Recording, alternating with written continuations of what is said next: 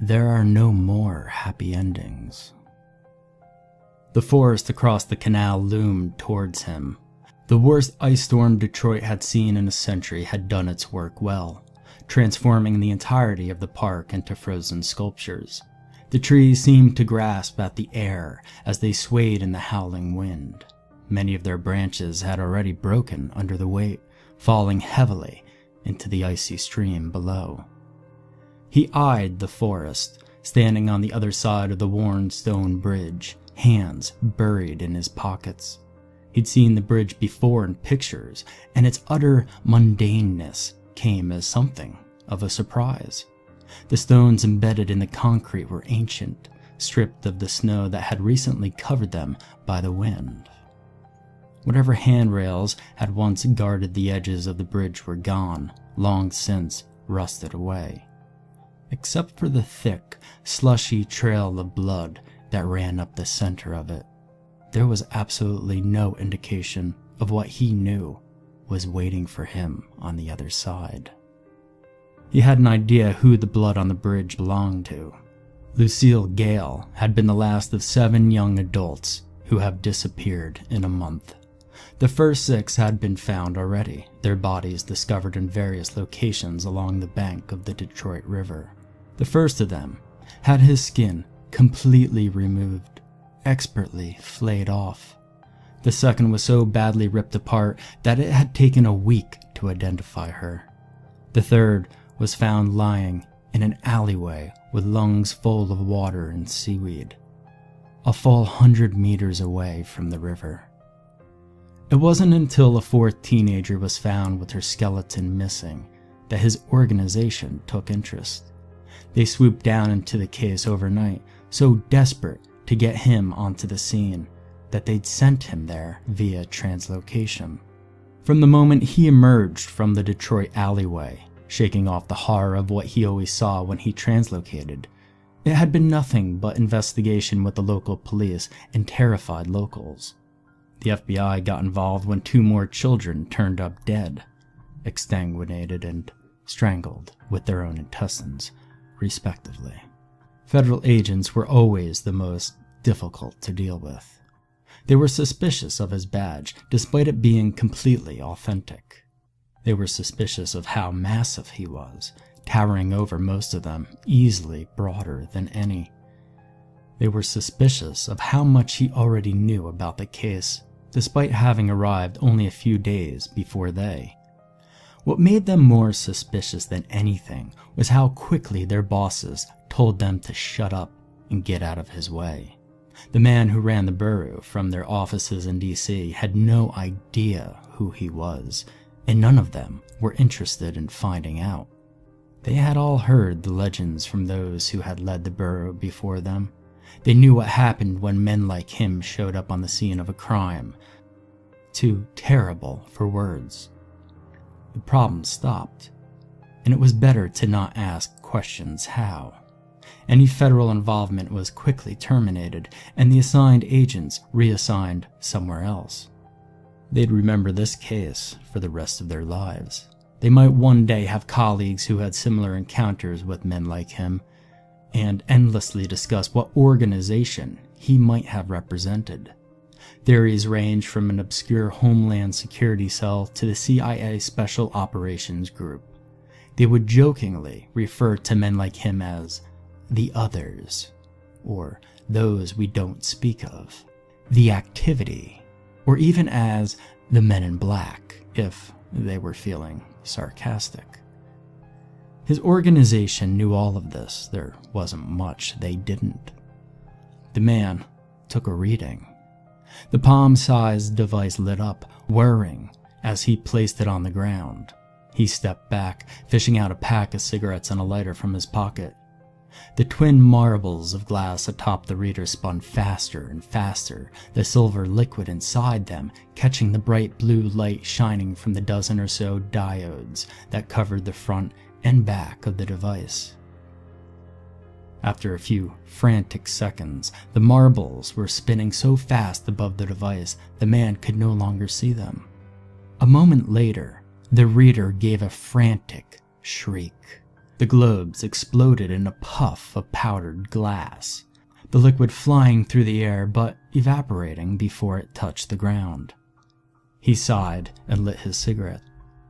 Initial readings suggest an unusually high breach in the Javelin Night barrier, he said.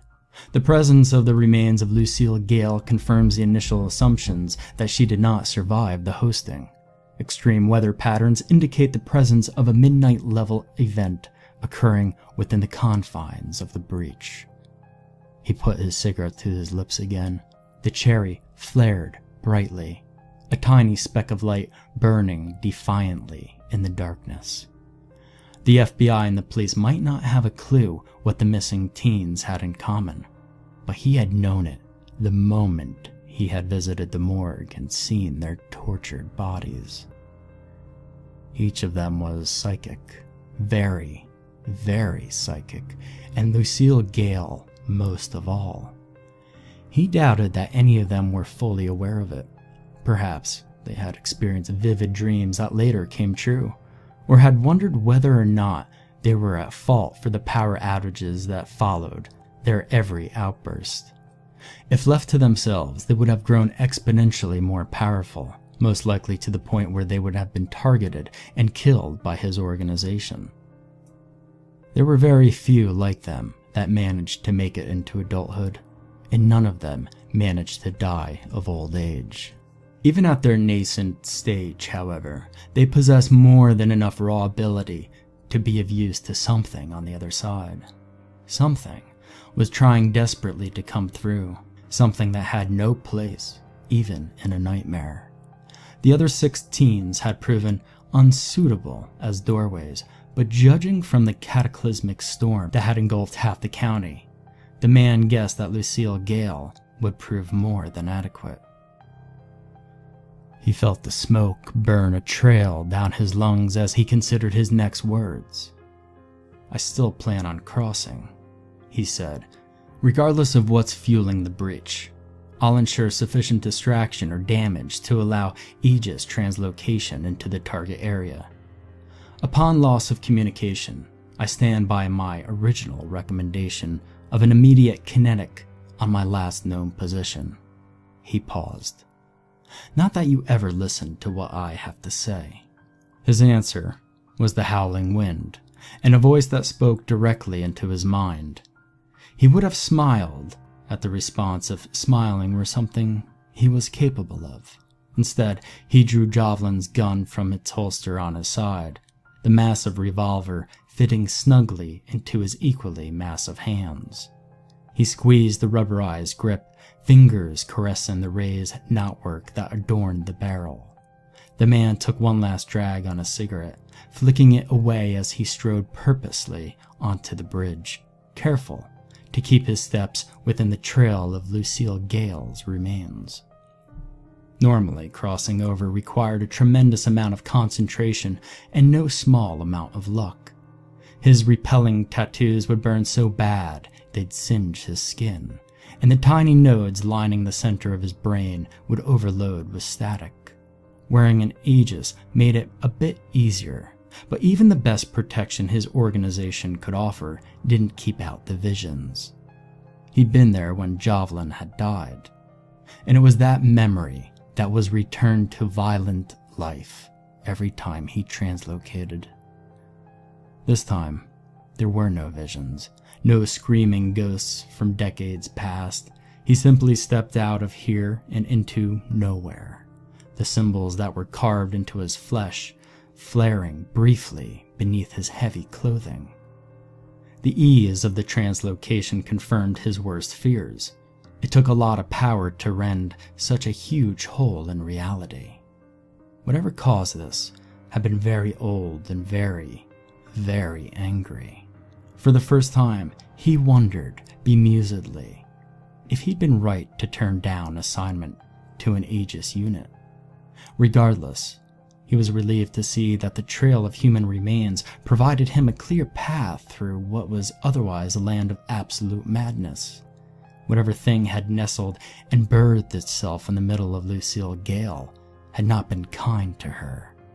The thick, black-red smear on the ground led deep into the forest, which now towered thousands of feet up into the air. He thought he caught a glimpse of something massive above him, moving in the black clouds, its barbed coils swaying lazily from the sky. The frost-covered branches of the trees were all screaming with the woman's voice, weeping and sobbing, crying for a mother and a father and the safety of home. He assumed the voice was Lucille's. He started off down the trail, booted feet splashing noisily in gristle that seemed to grow deeper as he walked. Around him, the world shifted and rearranged itself at random. The trees exploded, sending ice shards the size of buildings crashing down around him. Something massive fell out of the sky, its leathered wings curling around its dead form, crashing to the earth behind a distant mountain range that abruptly forced itself out of the frozen earth. The wind intensified, and on it he could hear a name being whispered over and over again.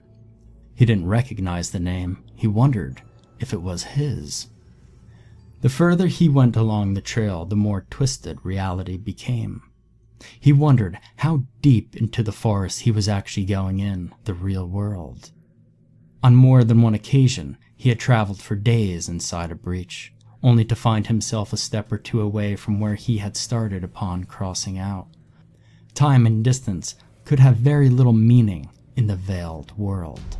Mercifully, the laws of physics, usually, held sway, but those laws were easily bent or broken, depending on what was causing such an awesome disturbance.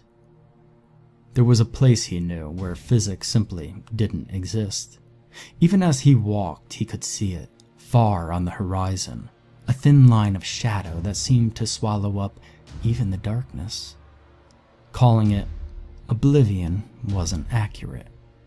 There were things in the nothing, things that made the horrors he dealt with on a regular occasion seem downright pleasant.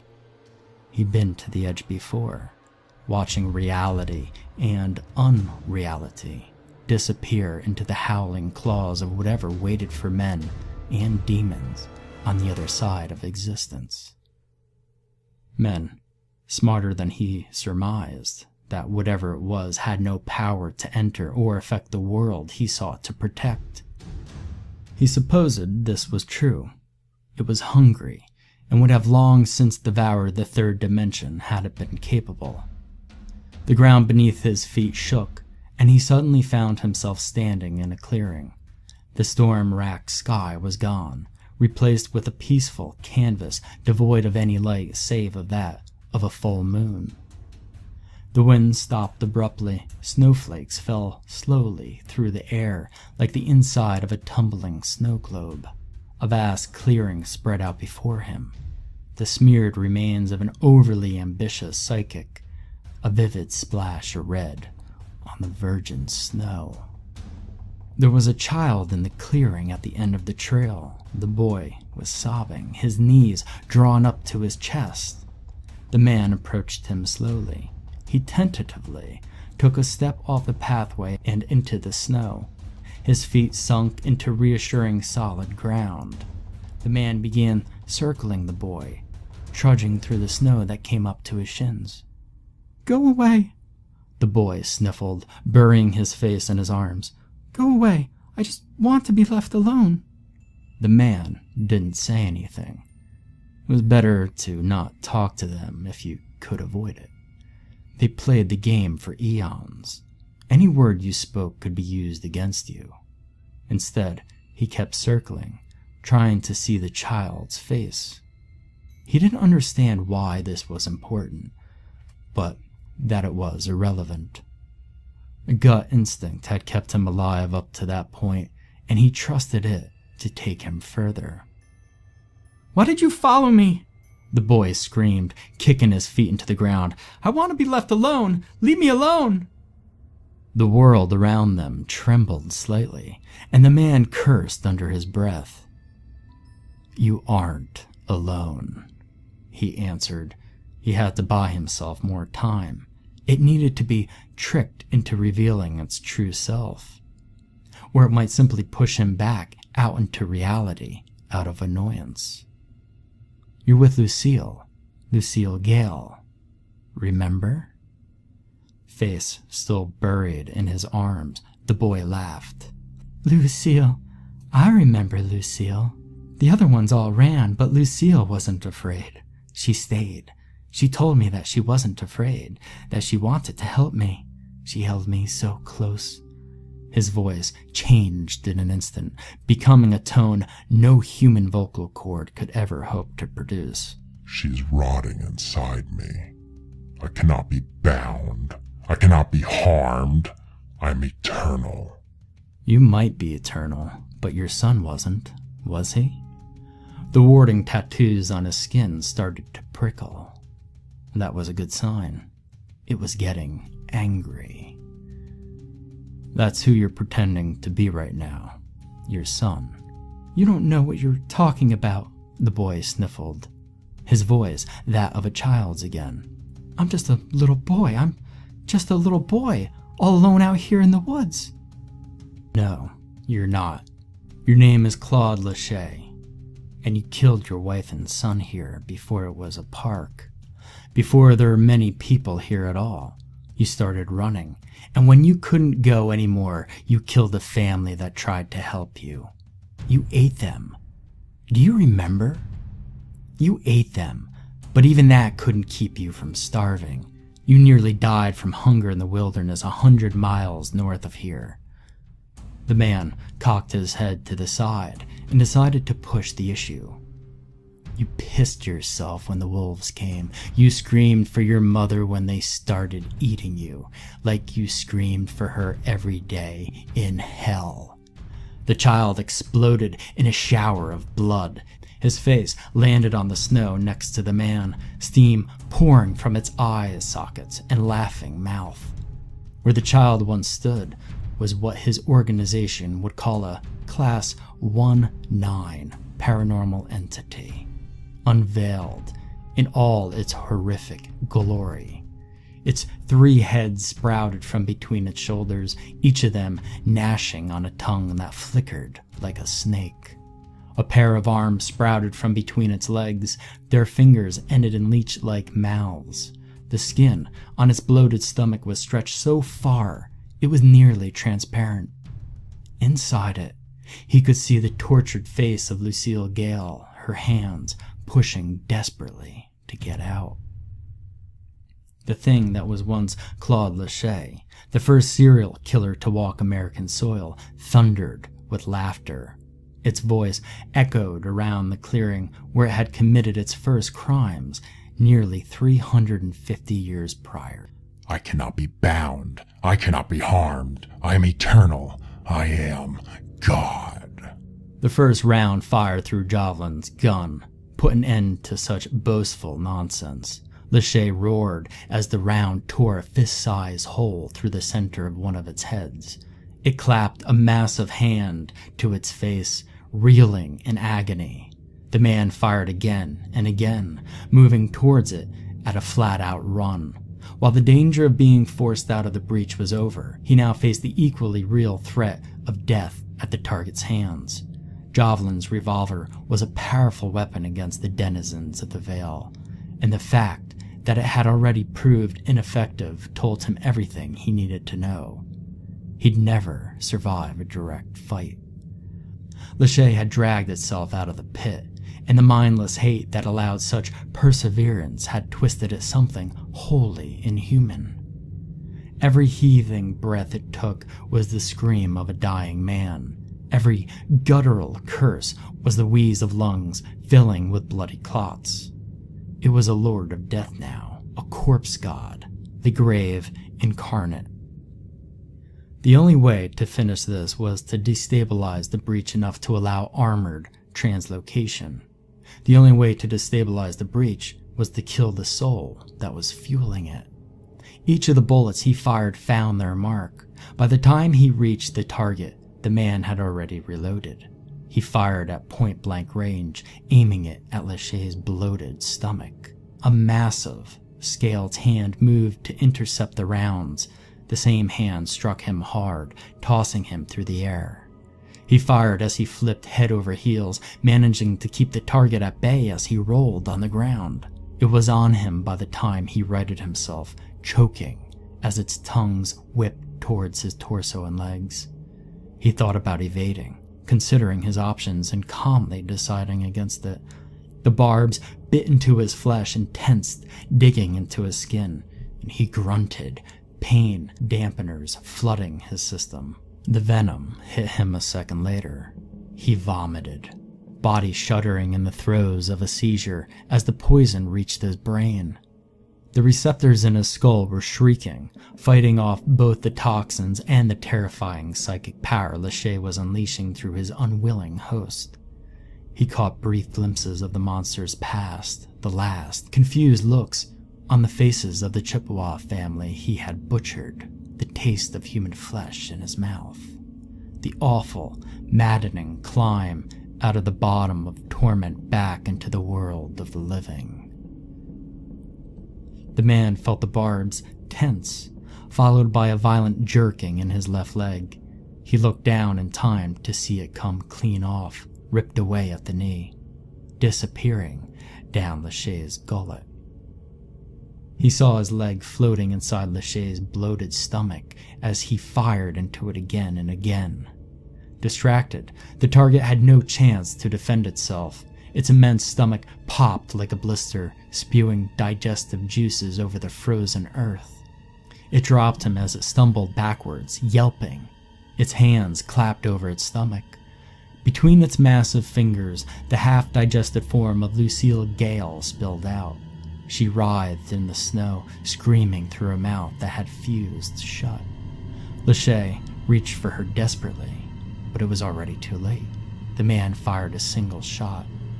The high-caliber shell blew her head clean off. The clearing was completely still for a moment. Then, there was an earth-shattering roar that sounded all too familiar to him. The breach shuddered and tilted. The whole world sloped at a downward angle, making Lachey stumble and fall. Both monster and man went tumbling head over heels towards the edge of the forest. The man's fevered mind screamed at him to make sure he landed on the bridge. At the last second, he reached out, his hand slapping down into the trail of blood, arresting his fall as he held tightly to his only line back to reality. There was another roar, and nothingness came howling towards them. The world below him almost completely vanished, the trees and the mountain ranges swallowed up by a mouth made of nightmares. The power of Lucille Gale, wielded ruthlessly by Lachey, had been the only thing that had kept the breach open. With her death, the thin barrier between the veiled world and what lay beyond came crashing down. He saw Lachey land in the trees below. The monster leapt back into the clearing, scrambling to find purchase in the snow. The man calmly fired his remaining rounds into the target, watching as each bullet hit home. With one last howl, the monster lost its grip and fell down into the darkness. The man didn't have any time to feel satisfied. The breach was collapsing, shaking apart at the seams. Like a rising tide, the void came up to greet him, laughing and screaming.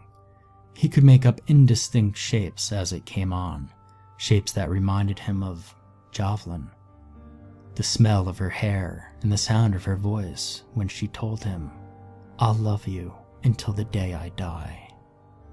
And the look on her face when she fell, when she let go. Let go! Let go! Let go and fall! Agent Hauser? The man looked up into the glowing blue eyes. The Aegis was only a few feet above him, standing with its steel feet planted firmly in the bridge. The dying light of the breach cast strange shadows over its black armor and menacing weapon arrays. It reached out to him, its fingers strangely slender for such a massive construct. "We haven't much time, sir," it said. "Please take my hand to initiate translocation." Hauser didn't hesitate. He holstered his pistol in a single fluid motion and reached for its hand. Half a dozen ports on the Aegis back popped open with a pneumatic hiss. The construct's translocation generator came online, emitting brilliant white light as it drank in the otherworldly energy of the breach. "Translocation imminent," it intoned. "Brace for impact." Hauser looked down. Nothingness looked back at him, smiling, reaching. "Brace for impact, brace for impact, brace." He hit the snow ground so hard it drove the air out of its lungs. He gasped, rolling onto his side. The wind that had been howling moments before seemed to calm by the moment. Soon it had disappeared entirely. The snow it had been driving left to tumble lazily to the earth. The entire world seemed to have become still and silent. His eyes were drawn to the cigarette he had flicked away before entering the breach. It was inches away from him, still burning. He had been gone only seconds in the real world. He reached for it with a trembling hand, the cherry flaring brightly as he inhaled. It was almost too damp to smoke, but he had never tasted anything better. The Aegis was already working on his leg. Hauser felt a brief twinge of pain as it spread antiseptic paste over his wound, spraying it from a small retractable hose attached to its hip. The paste quickly turned to a murky red gel as it stopped the bleeding. In a few seconds, Hauser's entire leg went numb, and he could feel the pain-dampening drugs in his system start to recede. It turned to look at him, the center eye of its forehead turning a bright green as it scanned his vital signs. "I apologize," it said. "I arrived as soon as translocation became possible. I'd hoped to get there in time to assist you with the entity and prevent such damage from occurring." Hauser managed a weak laugh. Killing the psychic was the only way to make translocation possible, and this, he waved his hand at his stump, this was the only way to get close enough for a clean shot. "I'm still glad you came. If it had finished me off, someone would have needed to finish the job." Hauser paused, squinting up at the construct's expressionless face. "Who is that in there?" The Aegis gave a metallic laugh as its visor slid back. A female face staring back at him, pale and young and covered in scars. "You might not remember me, Agent Hauser." Her voice soft and lilting. "I was in training for the Aegis program when you were sent on your last assignment." "Oh, I remember you. I was there when you were initiated and picked your name. Bologna, Agent Bologna." He took another drag on his cigarette, staring up at the stars. She had fewer scars then. Damn pretentious name if you ask me. He heard the sound of her visor slide shut as a response. "Recovery units are en route," she said in the sexless voice of a machine. "They will be here within the minute. Since he is certain your receivers have almost certainly shut down as a result of your psychic trauma, Agent Dolos had asked me to extend congratulations to you on his behalf." Bologna cocked her head up to the side, and Hauser could sense her smile, even behind the impassive face mask. "He also said you would never have authorized the kinetic strike, even if we lost track of you within the breach. He said he will always give you a chance to find your way out." Now, it was Hauser's turn to laugh. He wouldn't say that if he had seen what was in there.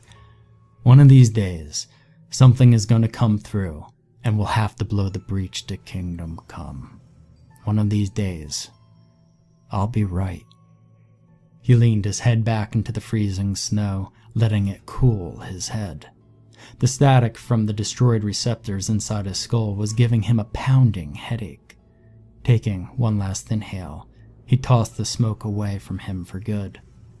It landed solidly on the grisly path Hauser had taken into nothingness.